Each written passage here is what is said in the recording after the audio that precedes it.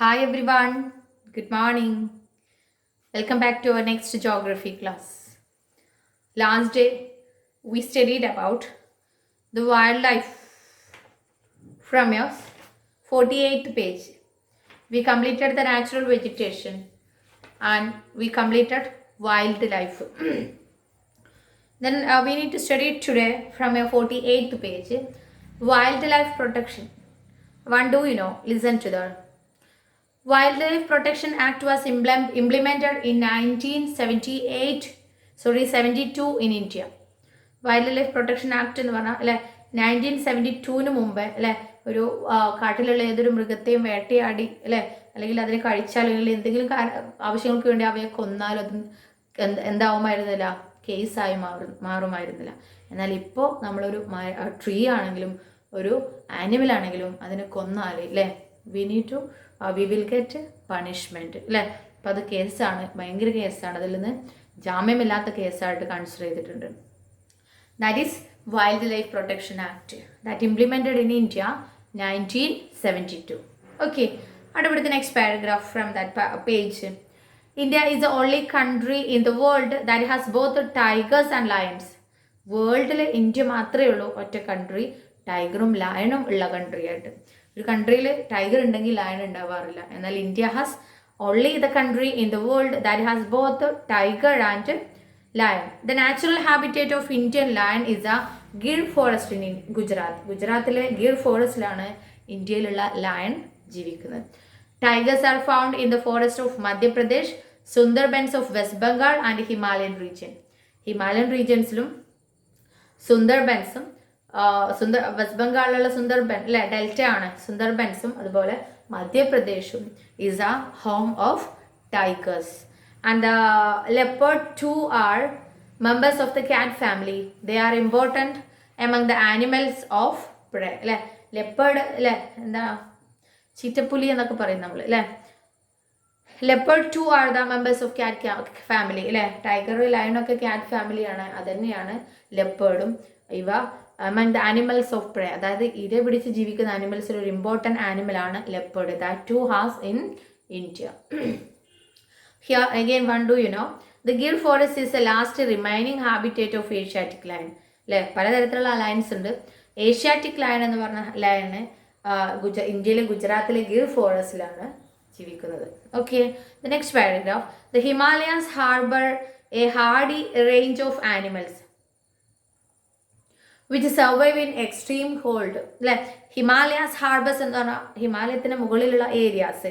A hardy range of animals ആണ്, അതായത് ഏറ്റവും ബുദ്ധിമുട്ടുള്ള കണ്ടീഷനാണ് അവിടെ ഉള്ളത്. അവിടെ ജീവിക്കുന്നത് സാഹസികമായിട്ടുള്ള അല്ലെങ്കിൽ അത്രയും തണുപ്പ് അനുഭവിച്ച് ജീവിക്കുന്ന ആനിമൽസ് ആണ് അവിടെ ഉള്ളത്. ഹാർഡി റേഞ്ച് ഓഫ് ആനിമൽസ് ആണ് which survive in extreme cold. നല്ല തണുപ്പിൽ നിന്നുകൊണ്ടാണ് അവ ജീവിക്കുന്നത്. Ladakh's freezing high altitude are a home to അല്ലെ. ലഡാക്കിൽ നമ്മൾക്കറിയാം ഫ്രീസിങ് ഹൈ ആൾട്ടിറ്റ്യൂഡാണ്, ഏറ്റവും നല്ല ഉയരത്തിലാണ് ലഡാക്ക് കിടക്കുന്നത്. അവിടെ ഫ്രീസിങ് ആണ്, അതായത് വെള്ളം മഞ്ഞ് കട്ടകളായിട്ടാണ് കിടക്കുന്നത് അല്ലെ. അവിടെ ഏതൊക്കെയുണ്ട്? ആർ എ ഹോം ടു അല്ലെ. എത്രയെല്ലാം അനിമൽസ് ഉണ്ട്? Yak, the shaggy horn wild dogs. Shaggy horn എന്ന് പറഞ്ഞാൽ എന്താണ്? ചുരുണ്ട കൊമ്പുകളോട് കൂടിയിട്ടുള്ള shaggy horn wild ox weighing around 1 ton. Ox എന്ന് പറഞ്ഞാൽ നമ്മൾക്കറിയാം കാളയാണ് അല്ലെ. വെയിങ് അറൌണ്ട് 1 ടൺ, അതായത് 100 കിലോ വരെ തൂക്കമുള്ള എന്താണ് നല്ല വളഞ്ഞ കൊമ്പുകളോടുള്ള അല്ലെ ഒരു പരുപരുത്ത കൊമ്പുകളോടുള്ള ഓക്സ് ആണ് യാക്ക്.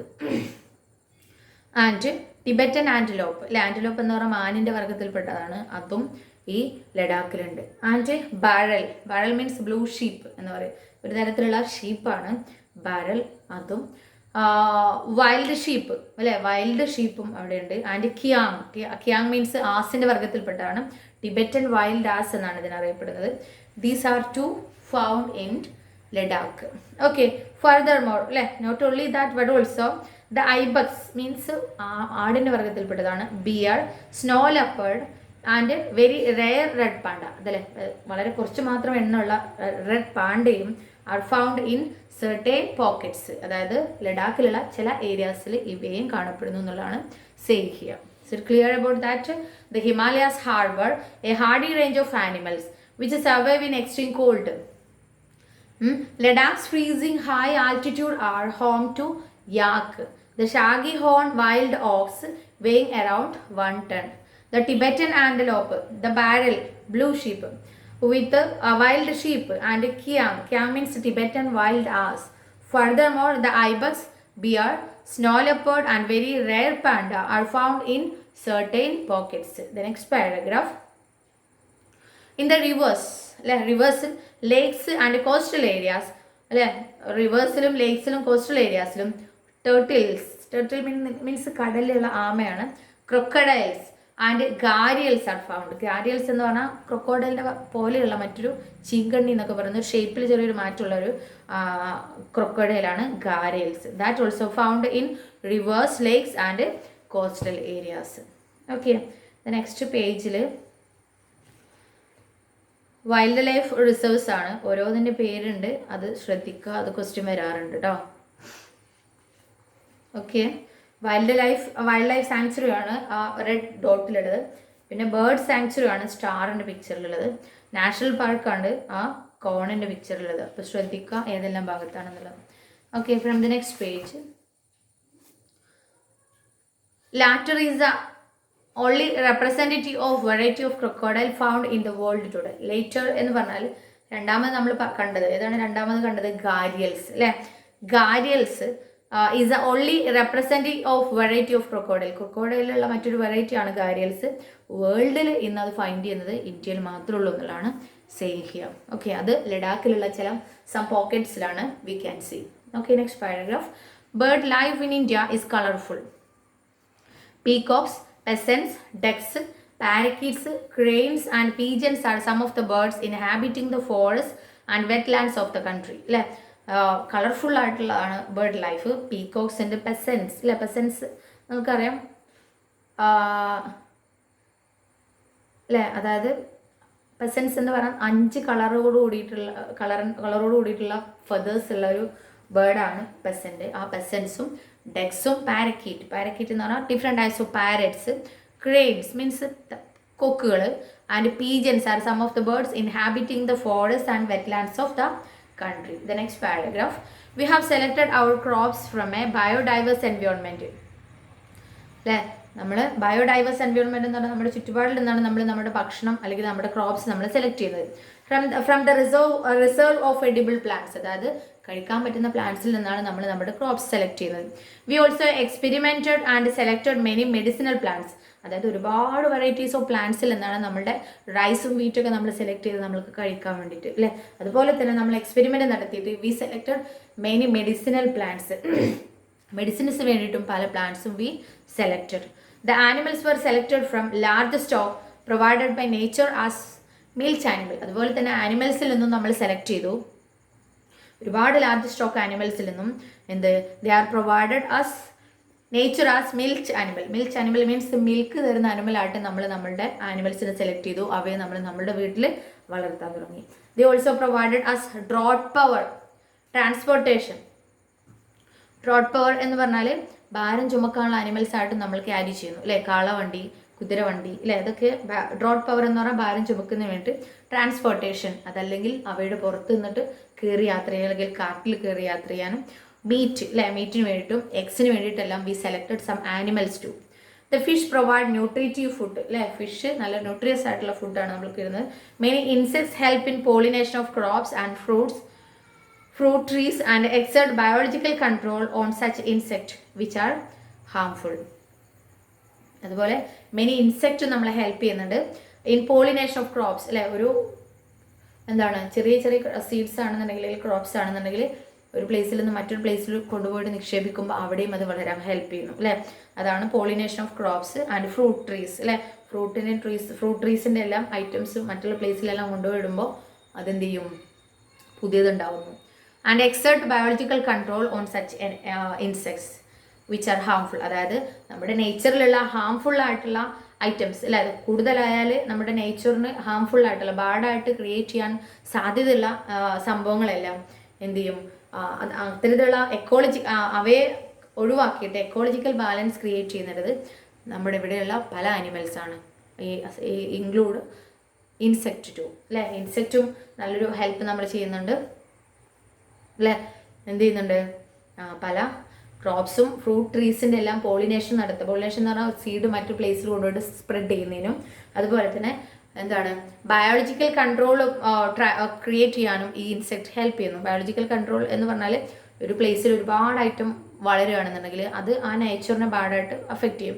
അപ്പോൾ അത്തരത്തിലുള്ള പ്ലാന്റ്സിനെ ആണെങ്കിലും അല്ലെങ്കിൽ ഏതെങ്കിലും ചെറിയ ജീവികളെ ആണെങ്കിലും എന്താണ് ഈ ഇൻസെക്റ്റിൻ്റെയും കൊല്ലാൻ ശ്രമിക്കും, അല്ലെങ്കിൽ ആ പ്ലാന്റ്സിനെ ഈ ഇൻസെക്റ്റ് കഴിക്കും. അപ്പം അവിടെ കൂടുതലായിട്ട് വളരുന്നവ പാകത്തിനായി വരും. ഏതൊരു പ്ലാന്റ്സ് ആണെങ്കിലും ആനിമൽസ് ആണെങ്കിലും പാകത്തിനേ ഉണ്ടാവാൻ പാടുള്ളൂ. അപ്പം അത്തരത്തിലുള്ള ബയോളജിക്കൽ കൺട്രോളും ക്രിയേറ്റ് ചെയ്യുന്നു.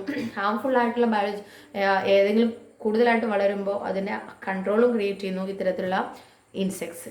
Okay, every species has a role to play in the ecosystem. അപ്പോൾ നമ്മുടെ എക്കോസിസ്റ്റത്തിൽ ഒരുപാട് പ്ലാന്റ്സ് ആൻഡ് അനിമൽസ് ഉണ്ട്. എല്ലാ പ്ലാന്റ്സ് ആൻഡ് അനിമൽസിനും നമ്മുടെ എക്കോസിസ്റ്റത്തിന് എന്താണ് ഇമ്പോർട്ടൻ്റ് ആയിട്ടുള്ള റോൾ പ്ലേ ഉണ്ട്. Okay, hence conservation is essential. അപ്പോൾ അതുകൊണ്ട് ഇവയെ സംരക്ഷിക്കുക എന്നുള്ളത് നമ്മുടെ ഇമ്പോർട്ടൻ്റ് ആയിട്ടുള്ള ഒരു കാര്യമാണ്. As has been mentioned earlier, due to excessive exploitation of plants and animals resources by human beings, the ecosystem has been disturbed. നമ്മൾക്കറിയാം പ്ലാന്റ്സിനെയും ആനിമൽസിനെയും കൂടുതലായിട്ട് ഹ്യൂമൻ ബീങ്സ് ഡിസ്റ്റർബ് ചെയ്യുന്നുണ്ട്. ഒരുപാട് എക്സ്പ്ലോയിറ്റേഷൻ, അവയെ ചൂഷണം ചെയ്യുന്നുണ്ട്. ഒരുപാട് ബാഡ് എഫക്ട്സ് ഉണ്ട്. നമ്മുടെ എക്കോസിസ്റ്റത്തെ തന്നെ അത് ഡിസ്റ്റർബ്ഡ് ആണ്. About 1,300 plant species are endangered and 20 species are extinct. അല്ലെ, 1300ഓളം പ്ലാന്റിലുള്ള സ്പീഷീസ് ഇവിടുന്ന് അപ്രത്യക്ഷമായിട്ടുണ്ട്, ഇല്ലാതായിട്ടുണ്ട്. 20 സ്പീഷീസോളം എന്താണ് ഇല്ലാതായിക്കൊണ്ടിരിക്കുക എന്നുള്ളതാണ് പറയുന്നത്. ഓക്കെ, എന്തുകൊണ്ടാണ്? Because of the excessive exploitation of plants and animals by the human beings. Okay, quite a few animal species are also endangered and some have been became extinct. Animals too കുറേ എണ്ണം extinct ആയി, കുറേ എണ്ണം endangered ആണ്. Okay, the next paragraph, the main causes for this major threat to nature and hunting by greedy hunters for commercial purposes. അല്ലെ, മെയിനായിട്ടും ഇതിനുള്ള കാരണം causes for this major threat, ഇത്തരത്തിലുള്ള മേജർ ത്രെട്ട് ക്രിയേറ്റ് ചെയ്യാനുള്ള മെയിനായിട്ടുള്ള കാരണം reason nature hunting by greedy hunters. അല്ലെ, നേച്ചറിനെ ഹണ്ട് ചെയ്യുക, വേട്ടയാടുക ബൈ ഗ്രീഡി ഹണ്ടേഴ്സ്, അത്യാഗ്രഹിയായിട്ടുള്ള human beings for commercial purpose, ക്യാഷിന് വേണ്ടിയിട്ടുള്ള പർപ്പസിനാണ് അല്ലെങ്കിൽ മറ്റു പല ആവശ്യങ്ങൾക്കാണ്. Pollution due to chemical and industrial waste. അല്ലെ, കെമിക്കൽ ഇൻഡസ്ട്രീസിൽ നിന്നുള്ള വേസ്റ്റും കെമിക്കൽസും പൊല്യൂഷൻ ക്രിയേറ്റ് ചെയ്യുന്നു. Acid deposits. അല്ലെ, പലതരത്തിലുള്ള ഓയിൽസും സംഭവങ്ങളും ഉണ്ടാകുമ്പോൾ ആസിഡും ഡിപ്പോസിറ്റ് ചെയ്യുന്നു. Introduction of alien species and reckless cutting of the forest to bring land under cultivation and inhabitation are also responsible for the imbalance. അല്ലെ, ഇൻട്രൊഡക്ഷൻ ഓഫ് ഏലിയൻ സ്പീഷീസ് എന്ന് പറഞ്ഞാൽ എന്താണ്? മറ്റുള്ള പ്ലേസിൽ നിന്നുള്ള എന്താണ് പ്ലാന്റ്സിനെ ഇങ്ങോട്ട് കൊണ്ടുവരാം. And reckless cutting of forest, യാതൊരുവിധ കരുതലും ഇല്ലാതെ ഫോറസ്റ്റിലുള്ള ട്രീസ് കട്ടിങ് ചെയ്യാം. ബ്രിങ് ലാൻഡ് അണ്ടർ കൾട്ടിവേഷൻ, ഒരുപാട് ഫോറസ്റ്റിലുള്ള ലാൻഡ് വെട്ടി നശിപ്പിച്ച് കൃഷി സ്റ്റാർട്ട് ചെയ്യാം. ആൻഡ് ഇൻഹാബിറ്റേഷൻ, അല്ലെങ്കിൽ താമസിക്കാൻ വേണ്ടിയിട്ട് റോഡ് ഉണ്ടാക്കുന്നതിന് വേണ്ടി, ബിൽഡിംഗ് ഉണ്ടാക്കുന്നതിന് വേണ്ടിയിട്ടും ക്ലിയർ ചെയ്യുക. These are responsible for imbalance. ഇതെല്ലാം നമ്മുടെ നേച്ചറിൻ്റെ അല്ലെങ്കിൽ എക്കോസിസ്റ്റത്തിൻ്റെ ഇംബാലൻസിന് ക്രിയേറ്റ് ആകുന്നു. ഇംബാലൻസ് ക്രിയേറ്റ് ചെയ്താൽ എന്ന് പറഞ്ഞാൽ ബാഡ് എഫക്ട്സ് ക്രിയേറ്റ് ചെയ്യുന്നു. Okay, to protect the flora and fauna of the country, the government has taken many steps. First, 14 biosphere reserves have been set up in the country to protect flora and fauna. 14ഓളം biosphere reserve, ചിലപ്പോൾ നിങ്ങളുടെ ടെക്സ്റ്റിൽ പുതിയതായിട്ടുണ്ടാവും, വേറെയും start ചെയ്തിട്ടുണ്ട്. Biosphere reserves എന്ന് പറഞ്ഞാൽ അവിടെ പ്ലാന്റ്സിനെയും ആനിമൽസിനെയും ഒരുപോലെ സംരക്ഷിച്ച് വളർത്തുന്നു. ഏതെങ്കിലും ഒരു ഏരിയ എന്ത് ചെയ്യും, അവിടെ റിസർവ്ഡ് ആയിട്ട് പ്രൊട്ടക്റ്റ് ചെയ്യും. അതിലോട്ട് മനുഷ്യനെ കടത്തിവിടാനോ അവിടെ വേട്ടയാടാനോ സംഭവങ്ങൾക്കൊന്നും സമ്മതിക്കില്ല. Okay, four out of these, the Sundarban in West Bengal, Nanda Devi in Uttarakhand, Gulf of Mannar in Tamil Nadu, and the Nilagiri, Kerala, Karnataka and Tamil Nadu have been included in the World Network of Biosphere Reserves. അതായത് വേൾഡിലെ തന്നെ ഏറ്റവും നല്ല biosphere reserves ആയിട്ട് ഈ 14 biosphere റിസർവ്സിൽ 4 എണ്ണം consider ചെയ്തിട്ടുണ്ട്. That is which are the Sundarban in West Bengal, Nanda Devi in Uttarakhand, Gulf of Mannar in Tamil Nadu, and Nilagiri, എവിടെയാണ് Nilgiri? Kerala, Karnataka and Tamil Nadu. Okay, then second step introduced by the Indian government, Financial and technical assistance is provided to many botanical gardens by the government since 1992. 1992 തൊട്ട് financial and technical assistance, അതായത് ക്യാഷും അതുപോലെ ടെക്നോളജിയും use ചെയ്തിട്ട് mini botanical gardens, അതായത് പല important ആയിട്ടുള്ള ട്രീസിനെയും വെച്ച് എന്ത് ചെയ്യും, നട്ട് നനക്കാൻ വളർത്താൻ വേണ്ടിയിട്ടുള്ള എന്ത് ചെയ്തിട്ടുണ്ട് 1992 അത്തരത്തിലുള്ള ഗാർഡൻസും സ്റ്റാർട്ട് ചെയ്തിട്ടുണ്ട് Indian government. Then third, project tiger, project rhino, project great Indian bustard and many other eco developmental projects have been introduced. അതായത് ഇത്രയും ഈ ആനിമൽസിനെല്ലാം സംരക്ഷിക്കുന്നതിന് വേണ്ടിയിട്ട് എന്താണ് എക്കോ ഡെവലപ്മെൻറ്റൽ പ്രോജക്ട്സ് എന്ന് പറഞ്ഞാൽ അവയെ സംരക്ഷിക്കുന്ന ഒരു ഏരിയ ആയിട്ട് ഇവർ ഇന്ത്യൻ ഗവൺമെൻറ് ഓരോ ഏരിയയും കൺസിഡർ ചെയ്തിട്ടുണ്ട്. ഏതൊക്കെയാണ് projects? Tiger, project rhino, project great Indian bastard. ഈ ആനിമൽസിനെ സംരക്ഷിക്കുന്നതിന് വേണ്ടിയിട്ടാണ് ഈ പ്രോജക്റ്റ് എല്ലാം ഇൻട്രൊഡ്യൂസ് ചെയ്തിട്ടുള്ളത്. The next 89 national parks, 490 wildlife sanctuaries and zoological gardens are set up to care the natural heritage. Natural heritage എന്ന് പറഞ്ഞാൽ പണ്ട് മുതലുള്ള നമ്മുടെ പ്ലാന്റ്സിനെ ആനിമൽസിനെ സംരക്ഷിക്കുന്നതിന് വേണ്ടി 89 നാഷണൽ പാർക്സ്. നാഷണൽ പാർക്സ് എന്ന് പറഞ്ഞാൽ പല ആനിമൽസിനെയും സംരക്ഷിക്കുന്നതിന് വേണ്ടിയിട്ട് 419 വൈൽഡ് ലൈഫ് സാങ്ച്വറീസ്, കാട്ടിലുള്ള ആനിമൽസിനെ സംരക്ഷിക്കുന്നതിന് വേണ്ടി 490 വൈൽഡ് ലൈഫ് സാങ്ച്വറീസും സുവോളജിക്കൽ ഗാർഡൻസ് അല്ലേ, അതായത് ആനിമൽസിനെയും പ്ലാന്റ്സിനും ഒരുപോലെ കെയർ ചെയ്യുന്നതിന് വേണ്ടിയിട്ടുള്ള സുവോളജിക്കൽ ഗാർഡൻസും സെറ്റപ്പ് ചെയ്തിട്ടുണ്ട് by the Indian government. Okay, all of us must realize the importance of the natural ecosystem for our own survival. Like we should realize the importance of natural ecosystem. Natural ആയിട്ടുള്ള ഇക്കോസിസ്റ്റത്തെ നമ്മളുടെ തന്നെ സർവൈവിന് വേണ്ടി, നമ്മുടെ തന്നെ സംരക്ഷിക്കുന്നതിന് വേണ്ടി we need to importance of the natural ecosystem. It is possible if indiscriminate discretion of natural environment is put to an immediate end. It is possible, ഇവിടെ സാധ്യമാവുകയാണെങ്കിൽ എന്ത്, if indiscriminate destruction of natural environment, natural environment indiscriminate destruction എന്ന് പറഞ്ഞാൽ യാതൊരുവിധ വേർതിരിവില്ലാതെ അല്ലെങ്കിൽ യാതൊരുവിധ കരുതലും ഇല്ലാതെ നമ്മളെ ഡിസ്ട്രക്ട് ചെയ്താൽ, നമ്മൾ നശിപ്പിച്ചാൽ, നാച്ചുറൽ എൻവയോൺമെൻറ്റിനെ നമ്മൾ ഇൻഡിസ്ക്രിമിനേറ്റ് ഡിസ്ട്രക്ഷൻ നടത്തിയാൽ is put to an immediate end, എല്ലാവരുടെയും നമ്മളുടെ തന്നെ എൻഡിൽ എത്തിച്ചേരുന്നതാണ് saying here. Okay, here migratory birds എന്നുള്ളൊരു പാരഗ്രാഫ് ഉണ്ട്. Some of the wetlands of India are popular with migratory birds, അതായത് വെള്ളം കെട്ടിക്കിടക്കുന്ന ഏരിയാസിൽ ഫേമസ് ആണ് മൈഗ്രേറ്ററി ബേർഡ്സ്, അതായത് ഒരുപാട് ദൂരെ നിന്നും പറന്ന് വന്നെത്തുന്ന ബേർഡ്സ് ആണ് migratory birds. During winter birds such as Siberian crane came in large numbers അല്ലേ, വിൻ്ററിൽ സൈബീരിയൻ ക്രെയിൻ എന്ന് പറഞ്ഞ ബേർഡ് ലാർജ് നമ്പേഴ്സിൽ എത്തുന്നുണ്ട് ഇന്ത്യയിലോട്ട്. One such place favourable with birds is Rann of Kutch അല്ലേ, ഗുജറാത്തിലുള്ള റാൻ ഓഫ് കച്ച് എന്ന് പറഞ്ഞ ഏരിയസിലോട്ടാണ് അത്തരത്തിലുള്ള ബേർഡ്സ് എത്തുന്ന area. At a place where a desert merges with the sea അല്ലേ, എവിടെയാണ് ഡെസേർട്ട് ഏരിയ കടലുമായിട്ട് കുടിച്ചേരുന്ന പ്ലേസിലാണ് അത്തരത്തിലുള്ള ബേർഡ്സ് എത്തുന്നത്. Flamingo with their brilliant pink plumage അല്ലേ, അതായത് ഫ്ലെമിംഗോ എന്ന് പറയുന്ന നല്ല ബ്രില്യൻ്റ് ആയിട്ടുള്ള ബേർഡാണ് വിത്ത് പിങ്ക് പ്ലമേജ്. പ്ലമേജ് എന്ന് പറഞ്ഞാൽ നല്ല പിങ്ക് കളറിലുള്ള തൂവലോട് കൂടിയിട്ടുള്ള. Come in thousands to build nest mounds from the salty mud and raise their young ones അല്ലേ, ഗുജറാത്തിലുള്ള ഈ ഏരിയാസിലോട്ട് ഫ്ലെമിംഗോ എന്ന് പറഞ്ഞ ബേർഡും വരുന്നുണ്ട്. എവിടെ തൗസൻഡ്സ് ആയിരക്കണക്കിന് എന്തിനു വേണ്ടിയിട്ട് ബിൽഡ് നെസ്റ്റ് മൗണ്ട്സ്, അതായത് മണൽ കൂനകളിൽ അവയുടെ കൂടുണ്ടാക്കുന്നതിന് വേണ്ടിയിട്ട്. From the salty mud and raise their young one, അതായത് ഉപ്പുള്ള മഡിൽ അവയുടെ കൂടുണ്ടാക്കുന്നതിന് വേണ്ടി, എന്നിട്ട് അവിടെ വെച്ചിട്ടാണ് അവയുടെ റൈസ് യങ് വൺസ് മുട്ടയിട്ട് അടയിരുന്ന് കുട്ടികളെ വളർത്തുന്നത്. ഓക്കെ, ആ കുട്ടികൾ പറക്കാനായി എന്ത് ചെയ്യും, അവയും കൊണ്ട് വേറൊരു പ്ലേസിലോട്ട് മൂവ് ചെയ്യും. It is one of the many extraordinary sights in the country ഇല്ലേ, ഇന്ത്യയിലുള്ള കാണാൻ പറ്റാത്ത നല്ല എക്സ്ട്രാ ഓർഡിനറി നല്ലൊരു കാഴ്ചയാണ്. It is not a rich natural heritage of ours, ഇത് നമ്മളുടെ ഒരു നല്ലൊരു നാച്ചുറൽ ഹെറിറ്റേജ് അല്ലേ എന്നുള്ളതാണ് question. Okay, then balance exercise part we can discuss in the next class. You should read minimum 5 times what we studied today. We completed our all chapters for exam. Then the coming days we can conduct revision. Okay, thank you.